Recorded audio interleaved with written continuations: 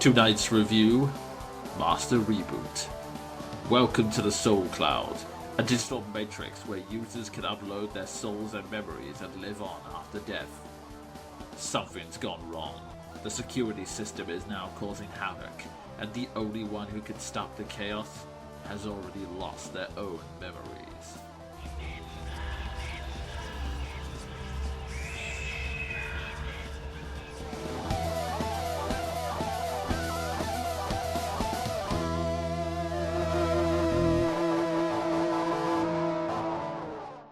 Hi there, it's me the Jonin Monkey again, once again reviewing the best of the worst of video game storytelling.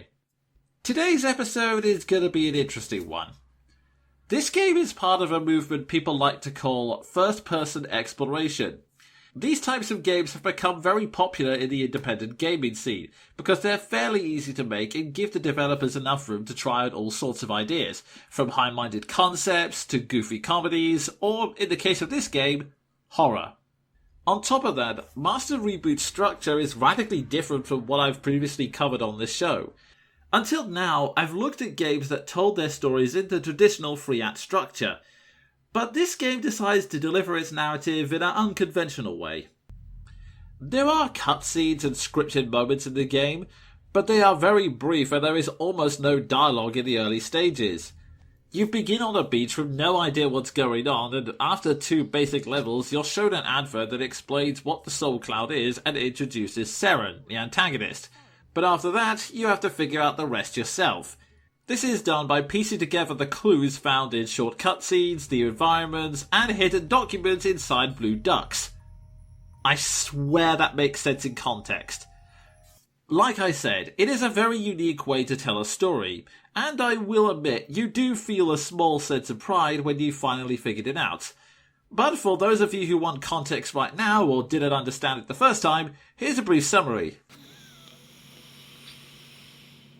You play as Madison, one of the co-founders of the mystery corporation that invented the Soul Cloud, the other founder being her husband David. She came up with the idea when she nearly died in a car crash and decided that she would find a way to cheat death. She hired her smart assistant Astrid to help with the programming, but Astrid sadly died of leukemia later down the line. Tragedy struck them again as the surge of emails and tweets caused a crash on the Soul Cloud servers, leading to the erasure of hundreds of accounts, including Astrid's. A pseudo-gothic school friend of Astrid's named Carly took Astrid's first death pretty hard, but when she learned of her second death, she decided to get her revenge by tormenting Madison. The first step was killing David, and the second was creating a virus version of herself that would corrupt the security system center and destroy the Soul Cloud from within. Madison sees something is wrong and creates a new employee account to access the cloud and fix the virus. However, Carly attacks the digital train transporting her, so she arrives with no memories and has to explore her digitized memories to restore them so that she can complete her job. She does so, but her physical body dies in the process, so she is now trapped in the cloud looking for David.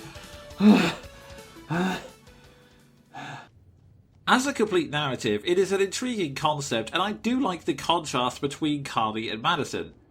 Carly embraces the idea of death and suffering without really experiencing them herself, whilst Madison is afraid of death because of her experiences and has to overcome those fears to save the lives of others. It makes for a great conflict.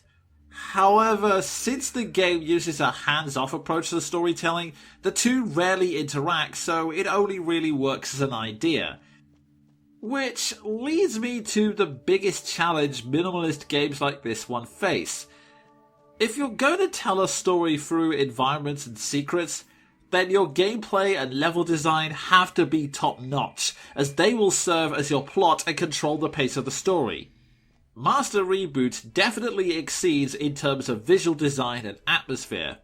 It's hard to explain why it works, but one aspect that really stands out to me is the use of colour. A lot of films and games in the horror genre try to bury their visuals in shadows, but this game knows that even in darkness, other colours can be used in contrast to create eerie and unsettling moods. Images like blue eyes burning in the darkness or white mist flying over the trees really stick in your mind and stand out when compared to the overused rusty blood-stained corridors seen in other stories. Master Reboot creates scenery that is both wondrous and unnerving at the same time. And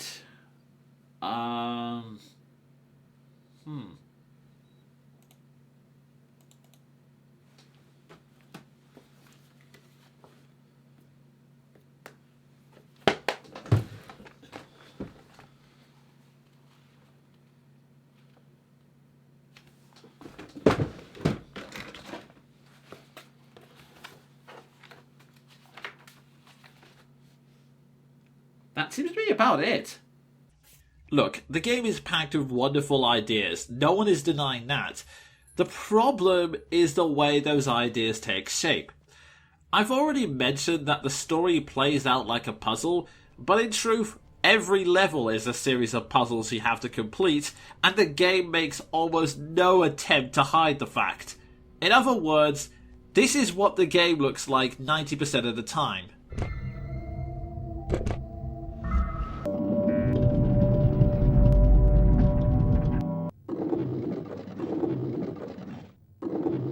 Thrilling.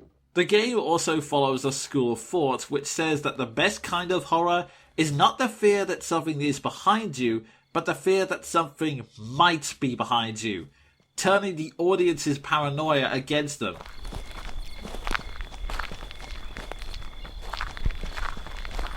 This can be a very effective technique since it is based on good pacing. You have quiet, nerve-wracking moments that slowly build up to big scares as the payoff. Unfortunately, Master Reboot's attempts to create these big scares are hit-and-miss affairs, and when they do miss, it can be very frustrating. Unless the game telegraphs it, you are never in any danger, and once you realise that, the shadows and the scary noises just get annoying, and in some cases, desperate.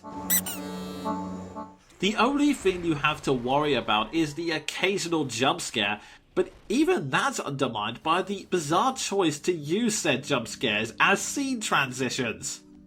I mean, didn't it occur to them that if you removed any sense of... Huh? Well, as I was saying, if you learn that you're not in any danger when a jump scare... Huh. Oh joy, it's time for me to go on holiday. Nothing bad could possibly happen to me. Oh yeah, this is more like it. All I have to do now is kick back, relax, forget all about this. Damn. I could go on complaining about specific moments or concepts, but in truth, none of these things are why I couldn't get into this narrative. I wanted to like Master Reboot so much. It is a creative project that takes many risks. The problem is, I just wasn't engaged by it. The designers kept saying in interviews that they wanted a form of storytelling that didn't spoon-feed the player, which is an admirable goal, except they take it too far and it ends up in the realm of near starvation. You don't have to reveal the answers right away. In fact, I love a good mystery story, but usually in a mystery, you're just trying to find out who the killer is. You don't have to find out who the suspect's victim location and even the freaking detective are as well. All I needed was a hook, something to keep me engaged, something to invest in, and frankly, what's going on does not cut it. Honestly, I wanted to quit this game after the 4th level. I was bored by the mechanics and the clues were too abstract to connect to anything meaningful, so I was losing interest fast. Do you want to know what brought me back to the game? Learning the ending through a Let's Play. Knowing who I was playing as. Knowing what she was fighting for. That was what brought me back. Not bland puzzles or mysterious pans over benches. Actual characters! And again, you don't have to give away the mystery to do this. The developers could have fixed this problem by having Seren play a larger role, interacting with the player instead of showing up for jump scares, giving her a personality, making her someone the player wanted to defeat. But according to the designers, she is simply the puppet and you have to find the one who's pulling the strings. Which would have been a pretty cool idea. I say would because we aren't aware those strings exist before the last 5 minutes of the freaking game! So yeah, not a fan of this narrative. That's not something I take any pleasure in saying. Master Reboot is a story with great concepts set in a unique and beautiful world. But unique narrative structures are not a substitute for good storytelling. The pacing of the clues was poor, the levels weren't that engaging, and the tricks it used to try and scare me wore thin way too quickly. You can check it out if you're curious, but it has too many rough patches for me to ignore personally. That said, I'll be keeping my eye on Wales Interactive, because if this is any indication, they have potential to create a masterpiece in the future. Speaking of which, what is their next project? Welcome to Elysia. By now, you've already taken your first steps to immortality. By uploading your soul to the latest state-of-the-art soul provider, you're joining me and thousands of others in a sprawling server where memories and dreams become reality.